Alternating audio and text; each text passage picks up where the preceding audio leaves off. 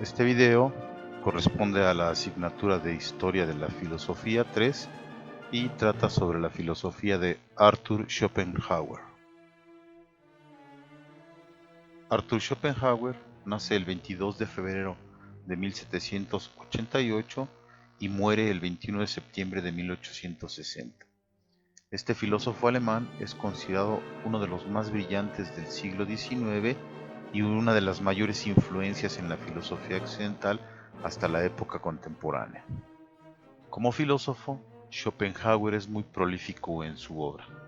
Ya desde muy temprana edad se notan sus inquietudes por estudios tan complejos como la filología clásica, la historia, las ciencias naturales. Pero es su acercamiento a filósofos como Fichte, Schelling y a genios de la cultura de su época como Goethe que lo llevan a preocupaciones muy propiamente filosóficas. En 1813, a los 25 años, termina de escribir su tesis doctoral sobre la cuádruple raíz del principio de razón suficiente, la que le vale el título de doctor por la Universidad de Jena. Esta obra es crucial en el desarrollo del pensamiento de Schopenhauer, ya que en ella se dedica a analizar las bases fundamentales del conocimiento humano y generará posteriormente en su pensamiento los criterios con los cuales va a hacer una crítica a la filosofía kantiana y a la filosofía de su época en general. Pero la obra más importante de Schopenhauer es, sin lugar a dudas, El mundo como voluntad y representación, un libro que representa el proyecto filosófico de toda la vida de Schopenhauer, escrito en 2 volúmenes en 2 épocas de su vida distintas. El primer volumen, escrito en 1819 a los 31 años, y el segundo volumen, con adendas y agregados a los capítulos del primer volumen, aparece en 1844, 25 años después y ya en la época de vejez de Schopenhauer. Este texto desarrolla el pensamiento filosófico de Arthur Schopenhauer con esos dos términos que están en su título, los conceptos de voluntad y de representación. Ambos son el núcleo central de su obra, los hilos conductores que van a desarrollar o a través de los cuales se va a desarrollar todas las líneas de su pensamiento. El mundo como voluntad y representación. Esta es la obra cumbre de Schopenhauer y es la que marca una influencia notable en pensadores posteriores como Nietzsche, Freud, Emile Cioran, Karl Raimund Popper. El autor en esta obra pretende dar una explicación completa y total del mundo bajo todos los aspectos y todos los puntos de vista. El mismo autor considera que su obra representa un hito, un punto y aparte en el ámbito de la filosofía y que después de ella quedan resueltos todos los problemas de la misma filosofía.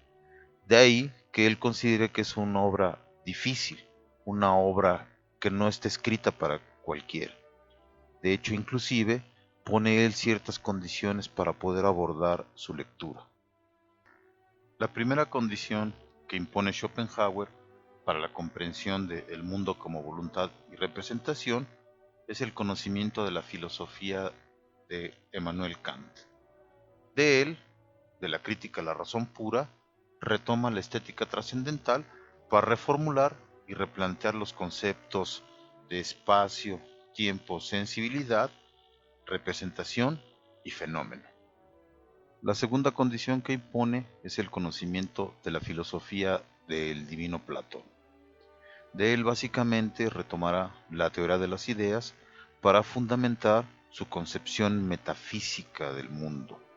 La idea platónica será un momento importante del desarrollo del pensamiento de Schopenhauer cuando realice el tránsito hacia el arte y la comprensión estética de la realidad. Por último, considera fundamental el conocimiento de las filosofías hinduista, los Upanishads, el Vedanta y budista. De ellos, básicamente, Schopenhauer retomará las nociones del mundo como una ilusión las nociones de dolor y placer como formas que tienen que superarse para llevarlos en su pensamiento al desarrollo de la ética. El libro primero del mundo como voluntad y representación se titula Primera consideración del mundo como representación. La representación sometida al principio de razón, el objeto de la experiencia y de la ciencia. En él, Schopenhauer desarrolla su teoría del conocimiento a partir de los elementos filosóficos que recoge de la tradición y especialmente de Kant, tomando en consideración, además, su texto de juventud sobre la cuádruple raíz del principio de razón suficiente. El libro segundo se titula Primera consideración del mundo como voluntad, la objetivación de la voluntad. En él, Schopenhauer va a desarrollar su pensamiento metafísico. Pone a la voluntad como fundamento último de la realidad y del mundo.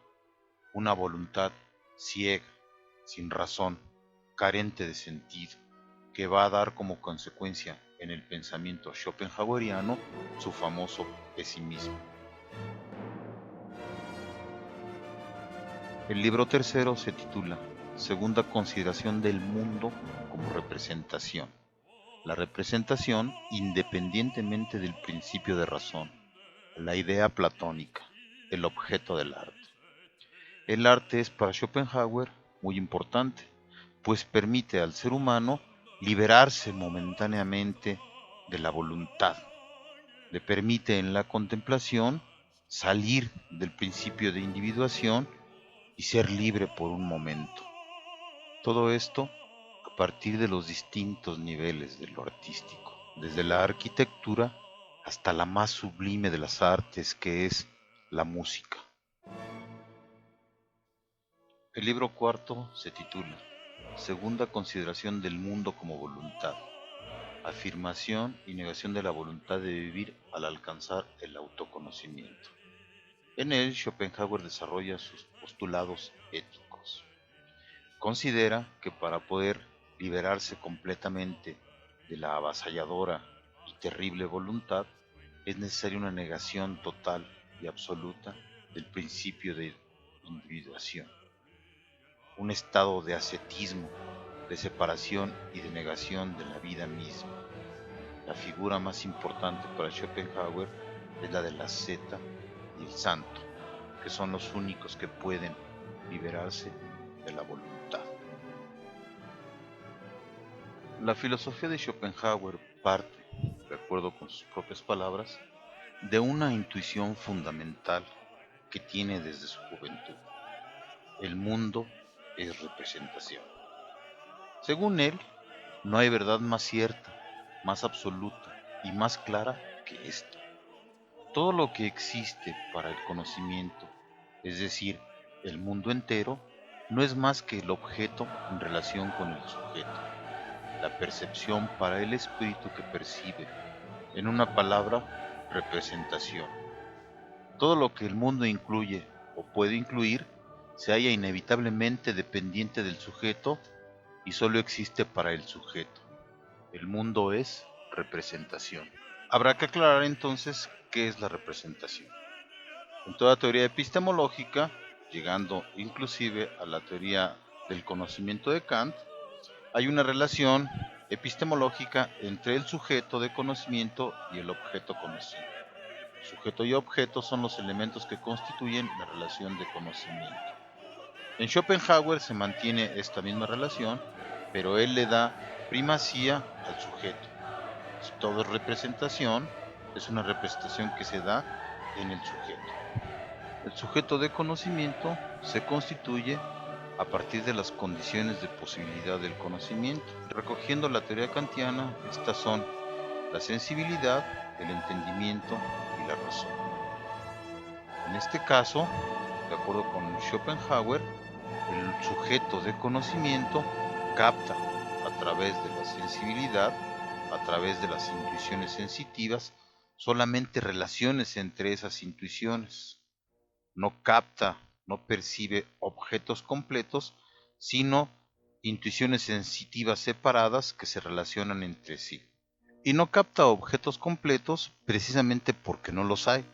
Estos se van a constituir a partir de la actividad del sujeto. Por medio del entendimiento y la razón, el sujeto ordena las intuiciones sensitivas a partir de procesos de abstracción y de conceptos universales. Es en ese sentido, en el entendimiento y en la razón, en cuanto se va a constituir el objeto para el sujeto. Es en este sentido, y solo en ese sentido, cuando el objeto se constituye como tal en el interior del sujeto. Por eso, el objeto es representación.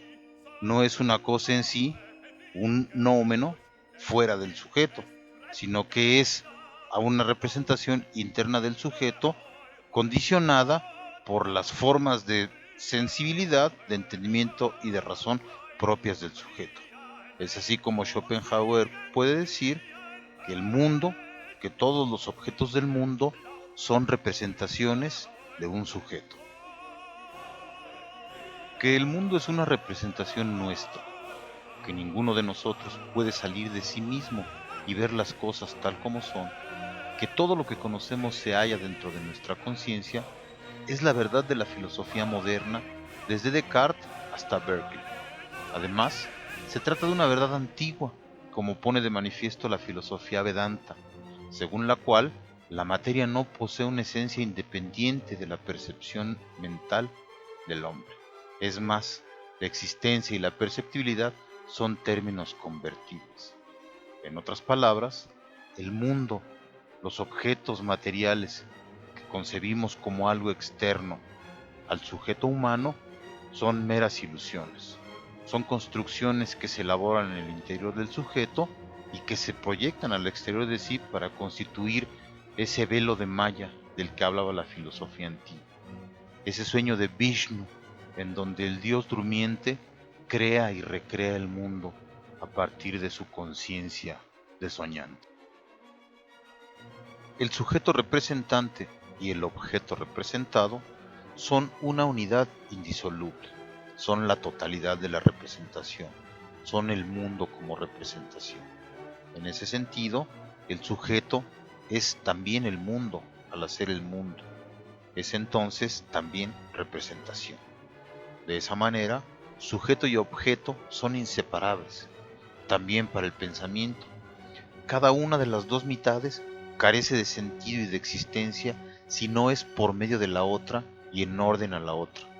Cada una existe con la otra y junto con ella desaparece.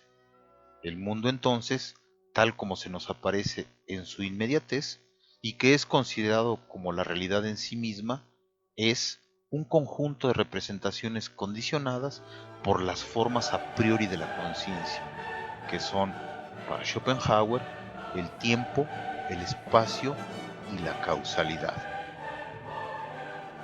Nihil sine ratione corporeus sit, quam non sit. Nada es sin una razón.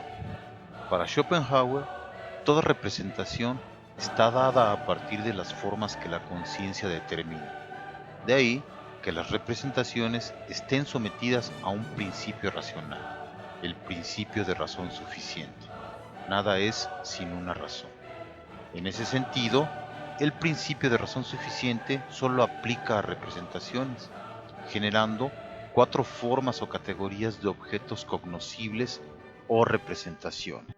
Para Schopenhauer, cada forma de representación está regulada por un proceso cognoscitivo en el sujeto, que determina cuatro órdenes del principio de causalidad, del principio de razón suficiente, cuatro formas de necesidad que estructuran con rigidez todo el mundo de la representación: necesidad física, necesidad lógica, necesidad matemática y necesidad moral. La primera forma de la representación son las representaciones de objetos naturales, que obedecen a una necesidad física. Estas representaciones se fundamentan en el principio de razón del acontecer o del devenir, de la ley de la causalidad. Son representaciones intuitivas a partir de las intuiciones sensibles que son completas y empíricas. El segundo tipo de representaciones son representaciones intelectuales, representaciones en el entendimiento. Están regidas por el principio de razón del conocimiento, es decir, se constituyen como la forma de conocimiento de constitución de los objetos en el entendimiento. Se generan por la facultad de abstracción de la conciencia. Son representaciones de representaciones, son conceptos. Conceptos que engloban dentro de sí al cúmulo de objetos de la representación sensible y empírica. El tercer tipo de representaciones son el tiempo y el espacio, que se rigen bajo el principio de razón del ser. Estas representaciones constituyen la forma de toda representación, es decir, son la estructura bajo la cual toda forma de la representación se elabora en la conciencia del sujeto. Se constituyen como intuiciones dadas a priori del sentido externo, el espacio, y del sentido interno, el tiempo. Por último, el cuarto tipo de representaciones son muy especiales para Schopenhauer. Corresponden a las representaciones que se forman a partir de las acciones humanas y de los motivos. Obedecen al principio de razón de la voluntad. Se rigen bajo la ley de la motivación, es decir, qué es lo que motiva cada uno de los actos que realiza el ser humano.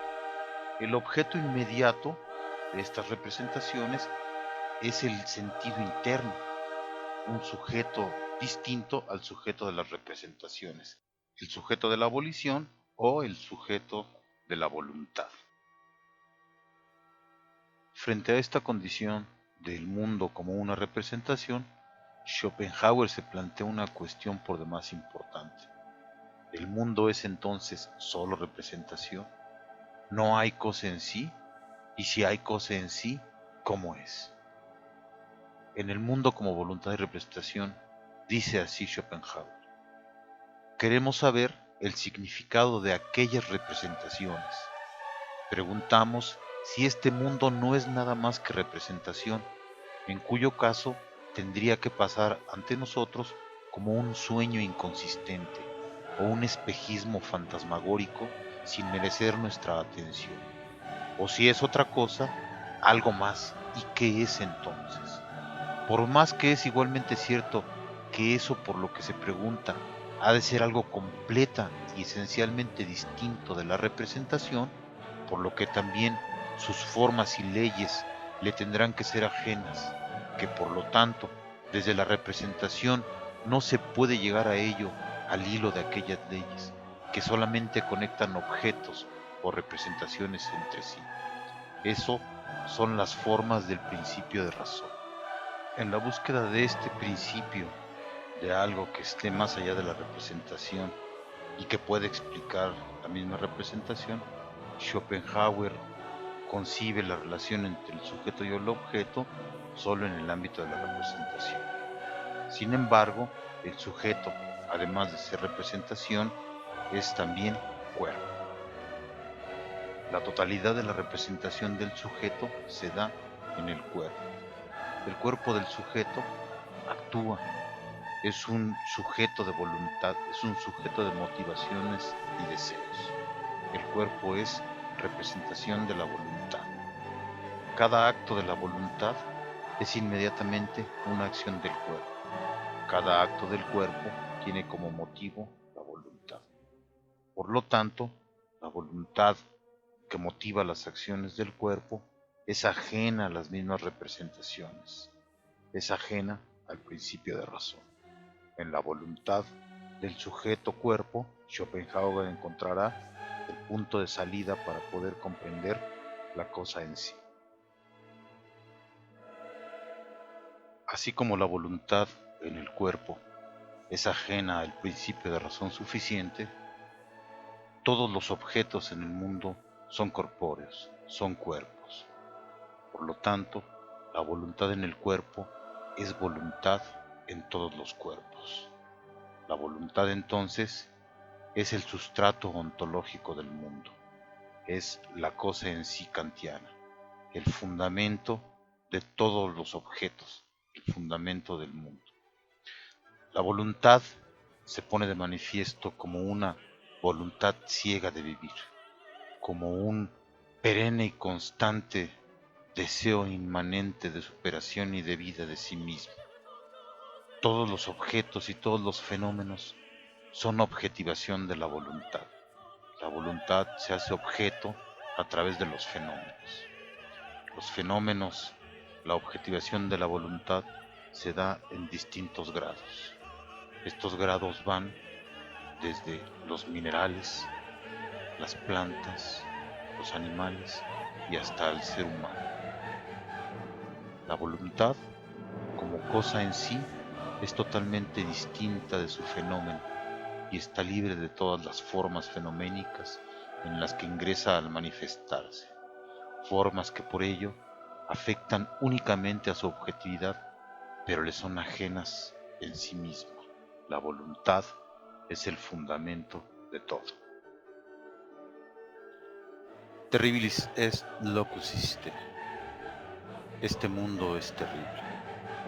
La voluntad se muestra en los fenómenos como un deseo insaciable de vida, como un deseo insostenible de vida. La voluntad no tiene conciencia ni conocimiento, carece de reglas o leyes, así como de fundamentos. No tiene más finalidad que el deseo de su conservación. En los entes, el principio de voluntad es la lucha universal. Esa lucha universal se hace visible con la máxima claridad en el mundo animal, que se alimenta del vegetal y en el que a su vez cada animal se convierte en presa y alimento de otro. Es decir, la materia en la que se presentaba su idea ha de retirarse para que se presente otra, ya que cada animal no puede conservar su existencia más que mediante la constante supresión de la ajena, de modo que la voluntad de vivir se consume a sí misma y es su propio alimento en diversas formas, hasta que al final el género humano, al imponerse sobre todos los demás, considera la naturaleza como un producto para su propio uso. Así, la voluntad es una voluntad absurda de existir. El mundo es un gran teatro donde todo carece de sentido. El hombre vive sumido en el principio de individuación. Por eso, el dolor y aburrimiento son la sustancia del mundo. Estamos hechos de la misma materia de los sueños.